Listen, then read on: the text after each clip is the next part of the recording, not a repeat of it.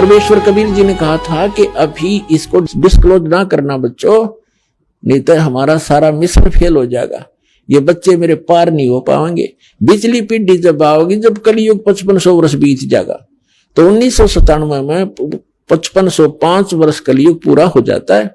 उस समय इस दास को परमेश्वर आकर मिले थे, कबीर परमेश्वर, और उन्हें संकेत कर दिया था कि बच्चा बेशक से सतनाम का तो दान करना शुरू कर दिया। 1994 में दास ने ये दीक्षा देना प्रारंभ किया था अपने पूज्य गुरुदेव जी के आदेशानुसार, और 1997 में मेरे गुरुदेव जी शरीर छोड़कर गए थे 26 जनवरी 1997 को। फिर परमात्मा मुझे मिले, मैं असमंजस में था कि ज्ञान कंप्लीट दास के पास, और अभी तक धर्मदास जी को ये कह रखा है कि धर्मदास मेरी लाख दुआई, ये सार शब्द कहीं बाहर ना जाए। तो उस समय तक दास ने विशेष ये सार शब्द नहीं बताया था, सतनाम अवश्य देना प्रारंभ कर दिया था। तब परमात्मा आए और कहा बेटा शुरू कर दे, डोंट वरी। अब आ गया वो समय। तो पुण्यात्मा ये वो समय है, इसके लिए सभी महापुरुषों से कहा था कि धर्मदास मेरी लाख दुहाई, ये सार शब्द कहीं बाहर ना जाई, सार शब्द बार जो पढ़ी, ये बिजली पीढ़ी हंस नहीं तरी। फिर कहा था कि सार शब्द तब तक छुपाई जब तक द्वादश पंथ ना मिट जाई। अब काल ने कहा था कि जब परमात्मा के आए थे अपने पुत्र जोगजीत के रूप में, तो इस काल भगवान से वार्ता हुई थी। तब काल भगवान ने पूछा था कि आप कहां जा रहे हो?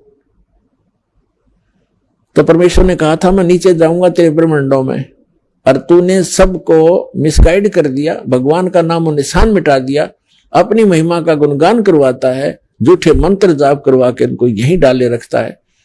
क्या बुरा हाल कर दिया तुमने। मैं वहां जाके बताऊंगा सबको, और तेरा भंडा फोड़ करूंगा, बताऊंगा कि तू काल है, तू भगवान नहीं है।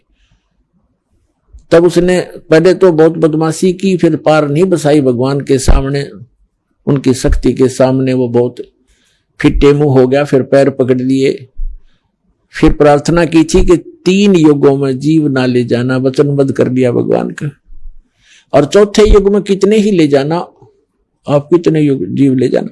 तो काल ने सोचा था कि सतयुग त्रेता द्वापर में इन सब की जो पूंजी है भक्ति की, वो नाश करा दूंगा। आन उपासना करते रहेंगे, संसारिक सुख इनके पूर्व जन्म के संस्कारों से इनको मिलते रहेंगे, और कलयुग में ये सब भक्तिहीन हो जाएंगे, और इनको मिसगाइड करवा दूंगा। अपने काल के दूत भेज कर सतलोक और सचखंड की महिमा करवाऊंगा, और वो सारे झूठे नाम देंगे, झूठा ज्ञान प्रचार करेंगे। ये बोली आत्मा क्यों भगवान के लिए भटक ही रहे हैं, और जो गुरु पद पर बैठा है उसके ऊपर विद्यार्थी यानी श्रद्धालु को ऑब्जेक्शन नहीं होता, क्योंकि उसको तो कोरा कागज है, उस पर कुछ भी लिख दे। तो उस समय काल ने कहा था कि 12 पंथ करूं मैं साजा, और नाम तुम्हारा ले करूं आवाजा। 12 पंथ नाम जो ले ही, वो मेरे मुख में आन समोई, और अनेक पंथ चलाऊं, या विद जीवों को भरमाऊं, और तीर्थ व्रत चितलाऊं, देवल देव और धाम पुजवाऊं, या विद जीवों को भरमाऊं, जाओ जोग जीत संसारा, और जीव न माने कहा तुम्हारा, जीव तुम्हारा कहा न माने, हमारी ओढ़ हो बाद बखाने। हमारे और हमारे वकील बनेंगे, तुम्हारे साथ वहां वाद विवाद करेंगे, ऐसे अज्ञानी बना दिया मैंने।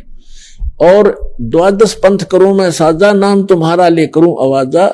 12 पंथ नाम जो ले ही, मेरे मुख में आन सुमोई, और अनेक पंथ चलाऊं, उन 12 से न्यारे ये राधा स्वामी पंथ है।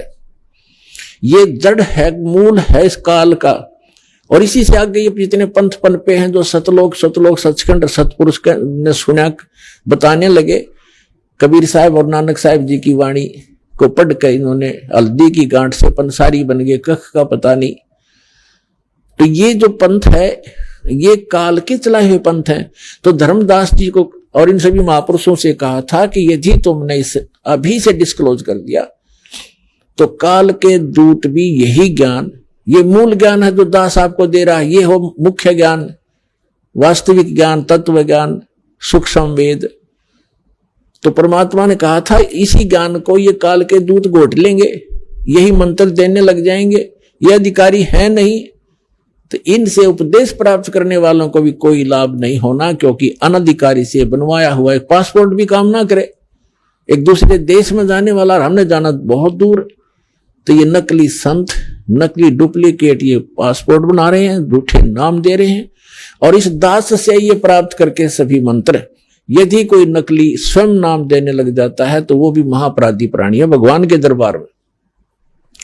वो अधिकारी है नहीं, अनधिकारी एक लाइसेंस बनवा के देख लो, ड्राइविंग लाइसेंस, चालक प्रमाण पत्र, वो ही नहीं चले, जब फंसेगा जब पता चलेगा इसको।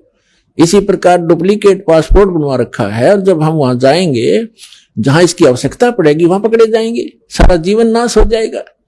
तो उस समय कोई नहीं सुनता, पटक देता तो अंदर, बल्कि दोषी और होता है, उसको सजा मिलती है, दोनों को, बनवाने वाले को और बनाने वाले को।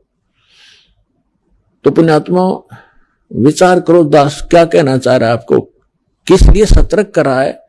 एक एक पहलू पर 6 प्रकार के प्रमाण देकर के आपको आगाह कर रहा हूं कि आप चेतो, जागो और सतलोक चलो, जहां सदा सुखी रहोगे। यहां तो आज से सारी सुविधा आपके पास, कार भी है, कोठी भी है, कोई मिनिस्टर बना है, मंत्री बना, प्रधानमंत्री बना, और कल मृत्यु हो जाए, भविष्य की तो जरा चिंता नहीं हमारे को। हम तो इस संसार के इस भूल भुलैया को ही सब कुछ मान बैठे।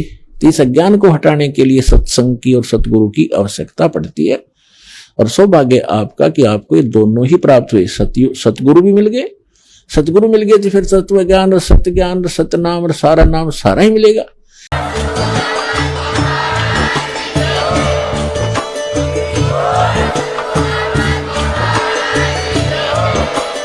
आप सुन रहे थे जगत गुरु तत्वदर्शी संत रामपाल जी महाराज जी के मंगल प्रवचन। अधिक जानकारी के लिए विजिट कीजिए हमारी वेबसाइट www.jagatgururampalji.org। संत रामपाल जी महाराज जी के शुभ आशीर्वाद से पूरे विश्व भर में 500 से भी ज्यादा नाम दीक्षा केंद्र हैं, जिन पर संत रामपाल जी महाराज जी द्वारा ऑनलाइन निःशुल्क नाम दीक्षा दी जा रही है। अपने नजदीकी नाम दीक्षा केंद्र का पता करने के लिए संपर्क करें 8222880541।